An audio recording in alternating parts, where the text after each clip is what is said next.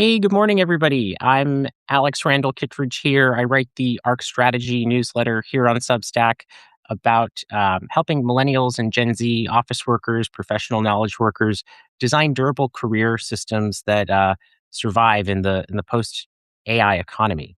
I'm here this morning with Ilias Contreas from the Free Entrepreneur. We're going to have a discussion loosely entitled, um, the free entrepreneur startup grade growth without losing your life, if that's at all possible. So I'll turn it over to Ilias to just give us a brief introduction this morning on what his Substack is all about and how he got to where he is today. Hi, everybody, and hi, Alex. Hope everybody is well. And yeah, I could say that life brought me to make some tough decisions. I would say because I could just stand with what I got, developing my businesses, and step by step, I understood that just making money was not the only goal that I could reach in life. So I started to change my standards to make my life be more the way I could imagine it. And I got some risks.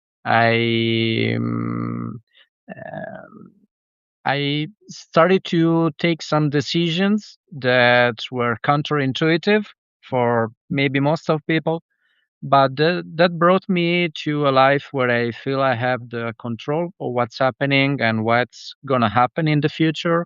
Maybe it might not be perfect for a lot of people, but I feel like it's kind of worth it, and it's good to wake up knowing that you are deciding your own path, and that is actually very, very, very close to what your ideal looks like.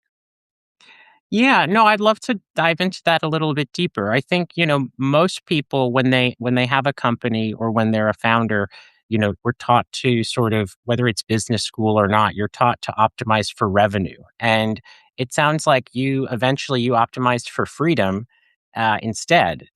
What was the sort of breaking point, or when did you realize that, the old definition of success that maybe folks are taught wasn't necessarily working for you? I think it's important to say that I didn't have a standard path for especially Americans who go to a specialized university to make Hmm. business, and then maybe they start working for a very big company and then they open their own company. But coming from my country, Italy, where it's also very, very difficult, now a little bit more, but especially when I started, it was not so normal to get founded by someone Right. because you had a good idea that people could invest in. So things are changing now with angels, investors, and stuff like that that are kind of globalized, at least more globalized than when I started. But in my context was very, very different. So for me, becoming an entrepreneur was more like a step by step process. So I started to work as a bartender actually Hmm. to pay my bills while I was studying university. University, I was doing psychology, so nothing to do with business, marketing, or that stuff. And from there, I understood that I wanted more. I wanted to create something in my life. And the path that I saw that could be possible for me in that position was to open my own club.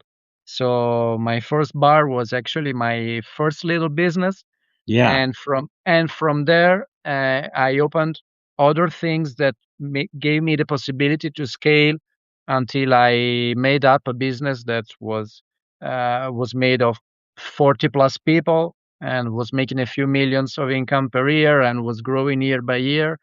And from there, at that point, I understood that just having that business was not everything I wanted. So during one of my trips, I met Costa Rica, where is actually the place that I'm living and that you are seeing in the background. It's beautiful. And yeah, and summer all over the year. I think that especially in this period of the year for you in the States might be something nice to see and think about.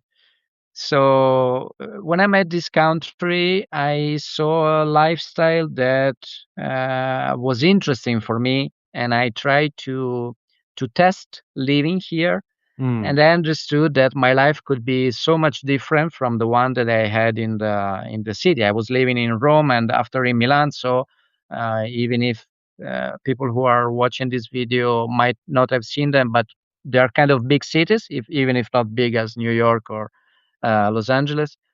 And nothing. I started to reorganize my life, my business, to make it possible for me to detach from the office and to start living from here and to have days just the way that I wanted.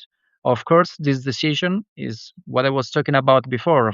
That is taking some risks because, of course, not being in the business might become kind of dangerous for the people who work with you, for the equilibrium that you have inside of the company, for a lot of things that might make things not work as well as they were doing before, no? I mean, Right. one thing is to be with the people that you are working with, and another thing is to be on the other side of the ocean with a different time zone, Yeah. and nobody can talk to you in many moments. I mean, you can imagine an emergency as a real emergency, you know? Right. But actually, things worked out because I structured this kind of life through the years. So I didn't just say, okay, you know what, I'm not coming back to Italy this summer. I'm just staying in Costa Rica. But I needed 3, 4 years to make it possible. So I hired people, I trained them, I tested staying 2 to 3 months in Costa Rica during the Mm. year in order to see how things were going during that time, and that actually it worked out. So I would say I created something that was really working out, and the company still kept growing. So I guess I did a good job, and the people, of course, around me.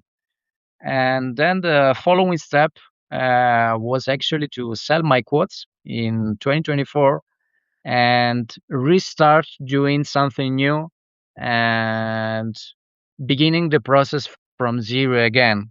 That is one of those counterintuitive things, but I felt like I wanted to do even more something that I felt mine. So I'm right now I am in this process. So I'm curious, and I have a few questions from what you said. As you know, I'm American. I'm based here in New York, and sometimes we think of America as pretty entrepreneurial. Europe, is a little bit more of a social safety net. So some people argue that disencourages folks from being entrepreneurs. Do you agree with that, or do you find that life's pretty good in Europe? Why would you risk it and start your own business? Actually, Europe and Italy in particular is a place where entrepreneurs are not very well seen, I would say, Hmm. from one side, because there is a kind of social belief that the entrepreneur is the person who takes advantage of other people, who steals money, that doesn't pay taxes, and stuff like that. So there is a very negative atmosphere around Yeah. the name of the entrepreneur. And actually, even the state, so bureaucracy and laws and stuff, is not really helping entrepreneurial activities. So everything looks like you're doing something that you shouldn't do. Hmm. So it really feels like, and it's not only a personal opinion, but uh, being an entrepreneur, and I did a lot of marketing courses, business courses, administration courses. So I had a chance to meet a lot of other entrepreneurs in totally different markets from mine, and all of them agreed that it feels like kind of a war against the state, against other people, and probably it's not the very same in the United States or in other countries, but in Italy, having your job as an employee feels so much better than Hmm. trying to go through all these difficulties and problems. And uh, I heard sometimes people saying, if you do it in New York, you can do it everywhere. And I would say, if you can become a successful entrepreneur in Italy, then you can really do it everywhere. Oh, I like that. Yeah, yes. Oftentimes we associate New York with being tough, but to your point, I've heard European bureaucracy can be a killer. Especially I don't know. Nowadays, there are companies with the EU that try and sell products to different countries in the EU, but each country has their own rules and laws. There isn't really a uniform framework yet. I'm curious for your business. Did you when you moved to Costa Rica, did you sell your business? I know you said you were running it for a while, but have you sold it, or are you still involved in the management of the company now that you're halfway around the world? And after 4 years, more or less, that I was already living in Costa Rica, having the business and still being in the business, I sold just my quotes. We were two partners, so we had 50% of those, and I sold actually to him my quotes, so I'm not involved anymore in that business. Got it. No, that makes sense. And I think I was reading some of your work. You wrote a piece called 12 Strategic Moves to Grow Your Business in 2026. And I was curious, you know, which of the two moves that you identified are sort of no brainers for maybe a one person business, for a solopreneur, or which are two that are maybe suited to more of a funded startup? For sure, I would say to find the bottleneck. I mean, being a solopreneur, of course, you are the Yeah. main bottleneck, but the main thing is to have the vision of what your business could become. So, of course, everybody who is a solopreneur has a choice. For me as well, right now in this new phase of my life, my professional life, that is to become a very good paid, very well paid professional, or to become actually an entrepreneur Mm, leveraging other people's work. Of course, this doesn't mean to stay on the beach drinking cocktails while other people are doing right. stuff, but is not to be just alone. Like as a solopreneur, you can be somebody that still has other people, has a team of people working with him, for him, and doing stuff. No, so I think it's very important, especially for solopreneurs, to understand where they are heading to. Because if you just want to be a very well paid professional, then you should focus your energy to certain things and maybe less on others. But if you're thinking of kind of scaling your business and so to make some processes uh, being able to be done by other people, then you have to think about, okay, what can be delegated of my work to other people? What will I need when it will be the right moment? So who do I need and how can I make these people or this person doing that stuff for me and with me. So, because as solopreneurs and in general, I would say every entrepreneur and professional has one limited resource that is time. Right. So, if you have the vision on where you're going to, you can say, okay, part of my time has to be put to that. And taking this decision, I think it's very key because I feel it myself right now. So it's very important for me when the energy might be not as high as in the morning when I'm surfing to say, okay, maybe I could rest right now. Maybe I could make more content. Maybe I could make some marketing for myself. Or maybe I could work on that product, that thing that could make me really scale in a year or two. Hmm. So if you have that in your mind, the way you use your time can be very, very different. So point number one is this, understanding not just the actual bottleneck, but what could be the future bottleneck and work having Mhm. that in mind. Uh, and the second point, I believe testing, testing and having the honesty with yourself first to not just do things that you like. That is very easy when you're a solopreneur because you don't have Right. a counterpart that says, "Bah, I don't agree with that."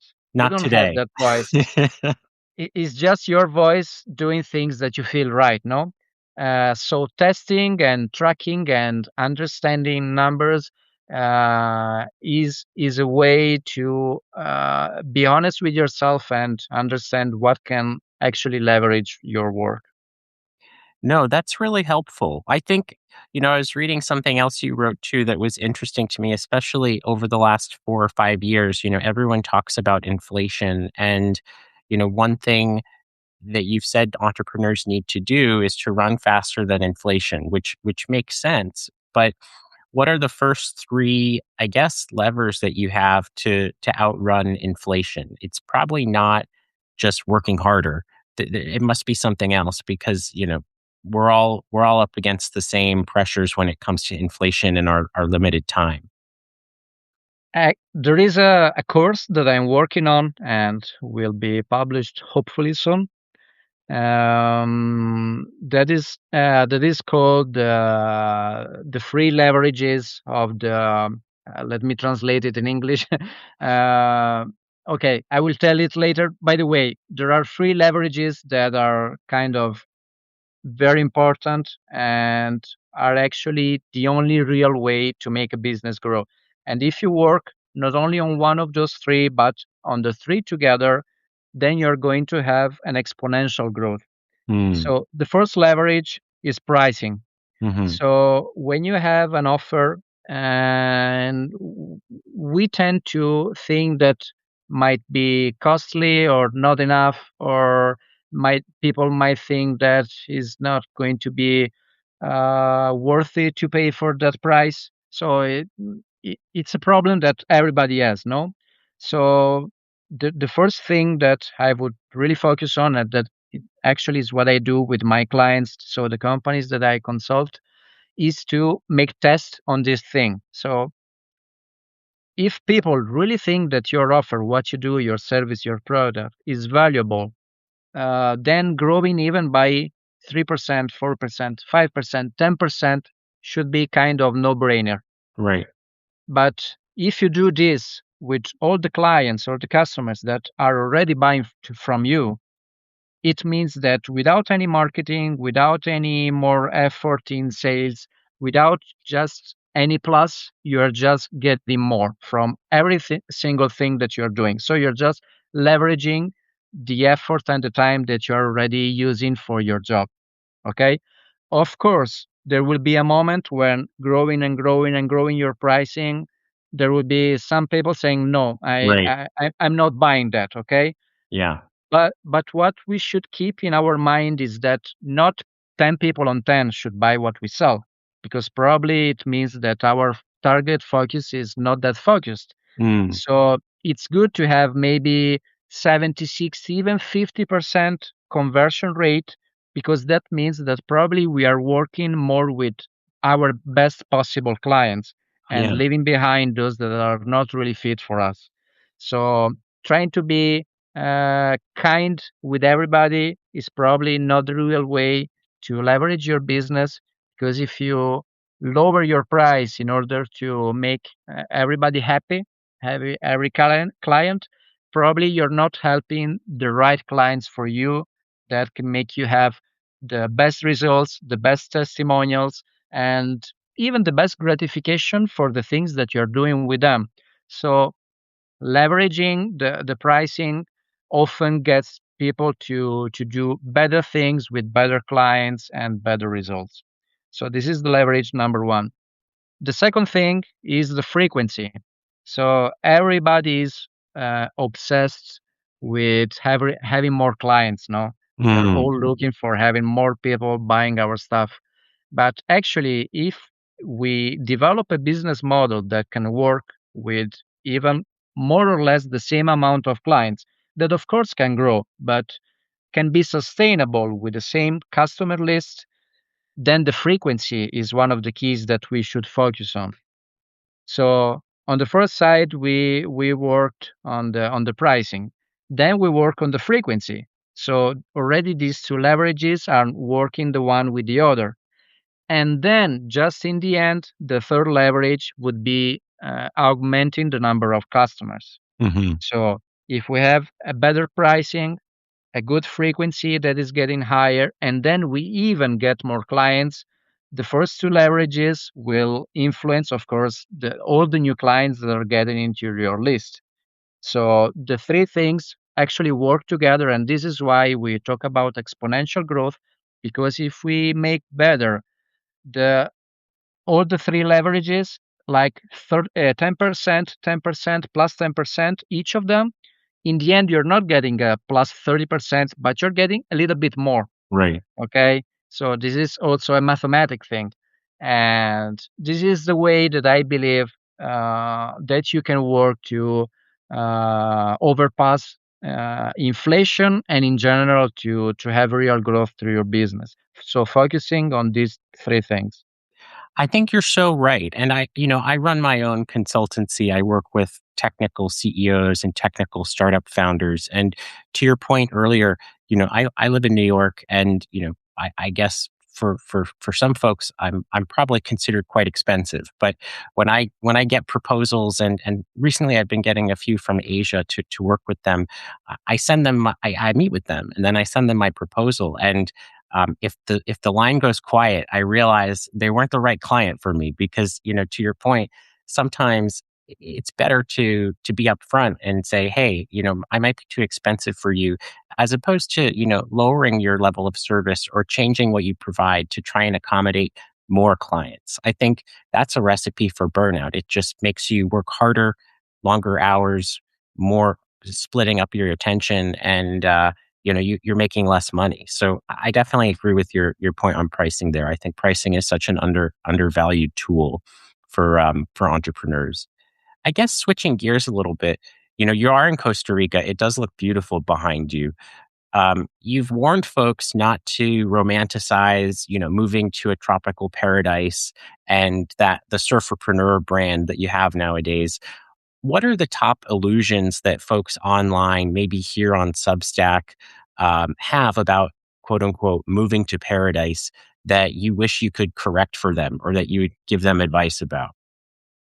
When I moved to Costa Rica, I wasn't escaping from nothing. So I was happy with my life. I liked the place where I was. I mean, Rome, Italy, it's a beautiful place, probably the most beautiful country in the world. But when I came here after traveling a lot around the world, I felt like I like this more. So it really felt like I met something that was more fit for me. So many people who are in the in the circle and are having all days same to the others and feel like there is no escape from them. They dream of this paradise that could be a tropical place like mine, or I don't know, slowing or skiing, sorry, all around the year. Right. And everybody has his dream, no? Uh, but sometimes we say in Italy that the grass of the neighbor is greener, is Oh always yeah. greener, no? Yeah. So I think it's something international, and that probably is true because different is always more exotic and feels like there are no negative points in that, and you see only the positive things. So of course it's beautiful having summer 12 months a year, Mm, but when you live in summer 12 months a year, you will start missing a little bit as no being able to go skiing, maybe having the chance to change your dress to have a different season. right. That for me is worth it, but for some people might be not so nice. And this is, of course, a very little and stupid example, but there are many things, very side things of living outside and living in a place where you didn't grow that you need to absorb and to understand in order to make what I would say a conscious choice. So I would never suggest anybody to just move to Costa Rica or anywhere else, even just changing a city. But still, I would have a kind of entrepreneurial approach of testing, of trying what it really means to live abroad. And actually, this is what I did. No, like I was saying before, I did the first time one entire month here alone. Then after 2 years, I came back with the person that would have become my wife, and we stayed in Costa Rica for 2 months. And the following year, we came for 3 months, and again 3 months. So this way, it was not anymore the enthusiasm of a change made in a sudden way and in a Right. moment of craziness, but it was like a rational choice that we adopted because we really wanted to live that kind of life, and we wanted more and more and more, even after knowing all the side effects of living in a tropical country like Costa Rica, where, of course, you don't have the same level of services that you have in Rome or Milan or the United States, where if you want to get something from Amazon, you have to wait for weeks or for months and not a couple of days. Yeah. And if you want to go to a hospital, probably you need to take a helicopter, and the list might be long. So it's very important to understand not only what's good of a place, but what could be the negative points, because the place where we live not always is the solution to our problems. Mm. I feel that many people who move abroad feel like they want to restart, no, to begin something new, because the new will take off all the problems that they had before. But if your problems are inside here, you can go anywhere you want. You can move even to the moon, and you are still going to have the same business model or the same kind of work. I mean, unless you really change the way you approach to life. So for my approach of life, being here makes things better because I love surfing, I love the ocean, and I can do it. I can go to the beach every single day. And of course, in Italy, I had to wait for 9 months before meeting summer again.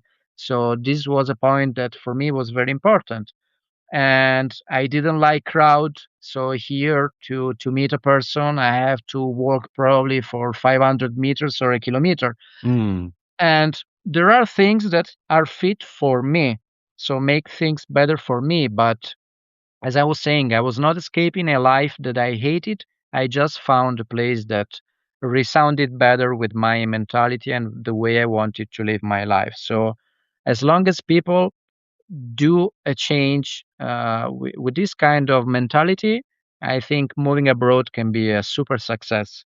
Otherwise, if it's just, I hate my life, I hate the place I am, and I need something new, the risk to make a wrong move and even to find yourself in a situation that is even worse than the one you had before is very high. Yeah, no, I agree with you on that. I think there's a great phrase in English that I've heard a few times: "Wherever you go, there you are." So to your point, no matter where you go, you're the same person in all of those places. I guess for me personally, I have experience living abroad. I lived in England twice, and I think there's some research about that. If someone's lived abroad from where they grew up or their native country, it almost proves they're a little bit more entrepreneurial because they're choosing to abandon a previous life or the comfort and safety of home and really start over. I know when I moved to England, I don't know if it was similar for you when you went to Costa Rica. I moved to England with 2 suitcases. And, looking back on that now, I'm like, I don't know if I could move today with 2 suitcases. But at the time, it's a really different mindset. I think switching gears a little bit, we're almost getting close to time, but I'd love to talk about money, happiness, and founder psychology. I know you mentioned you studied psychology as well in university. You've said that success means very little without freedom, and for solopreneurs or maybe seed or startup founders, how do you suggest folks define what enough means, whether that's money, growth or status before seeking that freedom that you talk about? I believe that nowadays we have an idea of money that is kind of wrong, I would say, for many people, because we think money is the goal. And of course, money is super important. I'm not saying anything different, but sometimes we think we have this kind of thoughts like, if I want to be able to do what I really like, I need more money. Mm, But sometimes to do those things doesn't require that amount of money that you're thinking about. But you're just thinking that if you make enough, then you're going to have the time to enjoy what you really like. So this way, you're actually probably never going to reach your goal, your target, whatever it is. But you're just running, running, running, running. So what made me change my mind was to start living and of course growing my business. So the priority number one for me in the morning became surfing, mm, because it's that thing that if I have some free time is the first thought that I have and the first thing that I feel like I would like to do. So for me, surfing, for other people could be, I don't know, making a walk in the park or making a weekend off somewhere, going to play tennis. I don't know, whatever it is, staying yeah. with your partner. Everybody has the things that make them think, okay, this day was really worth living. And if we start to sacrifice those main things just to make more money, probably we are not being so wise, because we are renouncing to our present to a possible future. I mean, we never know what's going to happen today, tomorrow, and we might not have the chance to do certain things in 1 year or 10 years. Mm, We don't know how long is going to be our time. So I would say that giving at least part of our day, and I would say every day, so not just Saturday or Sunday, but every single day, even working day, dedicated to those things that make ourselves feel like today was a great day. Not just because I did something in work, but because I did the things that I really loved, makes you change the mentality and the idea of success. One of the phrases that I heard in psychology that kind of hit me was that happiness was the distance between your ideal self and the way you saw yourself in that moment. mm, So when I think about it, I think, okay, what would I be myself to be like at my age in this moment? And I would say that I would like this person to live in a place where doesn't make cold and can go surfing, can have a walk with his wife and his daughter in the close to the ocean, and live very simply, surrounded by nature. So I don't pretend that much, maybe, but those are the things that make me feel happy. And as long as I have that in my life, I feel successful because I feel close to my ideal self. mm. So I think that this could be helpful for somebody, and a different way to look at the idea of success. I guess going off of that, if you had advice for folks, what belief about work or money did you have maybe in your 20s or your 30s that you now see as actively dangerous for founders or entrepreneurs? I've always felt I had to do more and Mm, more and more and more. I remember when I was in my 20s, with my first bar that I mentioned before, actually things were not going well, not at all. So that was probably the worst period of my life, because I was working so much, even 18 hours a day, without knowing if that was going to be enough to pay the bills at the end of the month. And I wouldn't wish something like that to anybody, even my own worst enemy. So, in that kind of condition, of course, I needed to make more money. So right. I was obligated to that. And but even when things went better, I still had this growth pattern, and sometimes I still have it because it's part of myself to try to make things better, get better, learn every day something new. And I believe that the way we use our time is probably the key to make things work the way we want. Because one very important change for me was when I noticed that of all the things that I was doing, there were some that could really make my business scale. But I was doing that stuff as much as other things that were much more operational. And when I understood that and I started um, using more and more time for doing the things that were really important for my business and not taking care of the others because they were not they were maybe urgent, but they were not so important to make it Right. grow and make it structure, then things change for me. So if I had understood that earlier, it would have helped me a lot. But sometimes you need to bang your head on the wall to really understand the lesson. And I think I did it a few times, even quite hard.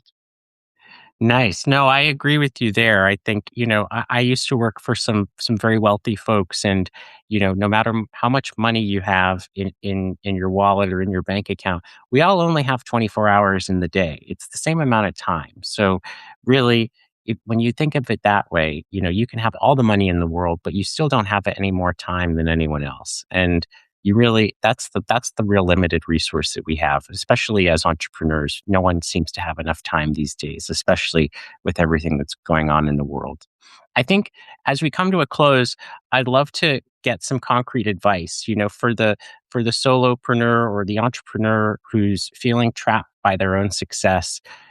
What is one uncomfortable but concrete decision that you challenge them to make in the next 30 days?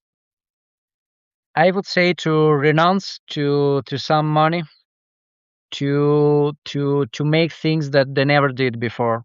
That could be delegating some operation to somebody and could be investing in a professional that maybe does something that they can do, Hmm. but of course doing that together with other really important things would still mean that, as we just said, the time is limited and you cannot just be three people, four people at the same time.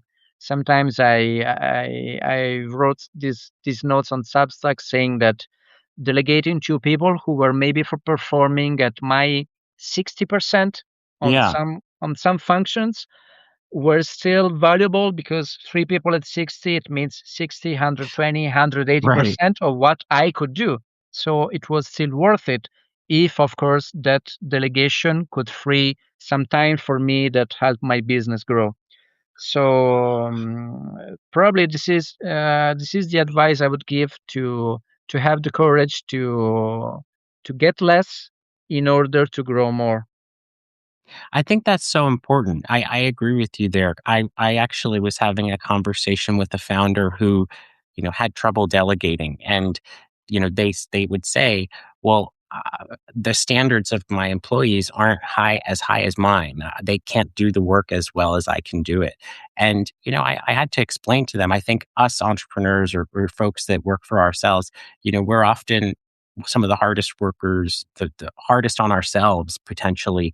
And we have to understand that you can't always expect everyone else to work at your standards.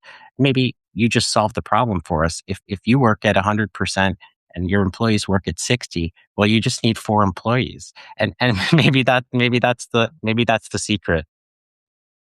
Exactly. Exactly. Because the most important resource that we have is time, as we said many times during this conversation. So three people, four people, in the end, will make more than you can do just alone by yourself. And if we start looking at this way, I think the idea of delegation won't be anymore that scary. I mean, it's normal that for our business, we are the best one in the world because nobody is going to care as much as we do to what we do. So it would be strange the contrary, no? So if we accept that other people will make mistake, but still will make more that we could do in that very same time, maybe it's easier to accept those mistakes and those lower performances. In Costa Rica, there is a say that is Pura Vida. This is the country famous Mm, for Pura Vida. Translated literally, it means pure life. But living here after a few years, you understand that the real meaning is don't care. Like it mm. doesn't matter. So having this kind of approach to business and delegation in particular can be very helpful. Like they will make mistakes. Who cares? Yeah. Because if they were not doing those mistakes, it would have meant that I had to do that work instead of using that very same time to do something more important or even to spend some times with my daughter. So who cares? Pura vida. Oh, I love that. I think that's a great note to end on. You know, you're an entrepreneur, you're working for yourself, you have your employees. Pura Vida, you know, your employees might make mistakes, folks might make mistakes, but who cares? You're not bothered by it. I love that. Thank you. And in the end, if we want to grow ourselves, grow the business, of course, part of the job has to be training those people, so helping them to do better. So you can't just say, okay, I need you to do that for me. At the beginning, there will be more mistakes, but if you work on the people, there will be one day, sooner or later, that these people might even get better than you on that specific function. So it's just part of the process, and everything starts with accepting that at the beginning is going to be tougher, and of course there will be mistakes and problems, but it's part of the process. If you don't do different things, you're not going to get different results. So better than nothing. I love that. Well, thank you, Ilias, for joining us today. Again, I'm Alex Randall Kittredge. I write the ARC Strategy Substack here. I write for knowledge workers and office workers who are trying to build a durable career in systems that aren't designed for them. I was joined today by Ilias Contreas, the free entrepreneur. He definitely has a better schedule than I do. He was out surfing this morning before taking this interview. So I'll let you get back to beautiful Costa Rica. Have a good day. Thanks for joining us. Thank you. You too. Bye. Bye, everyone. Bye.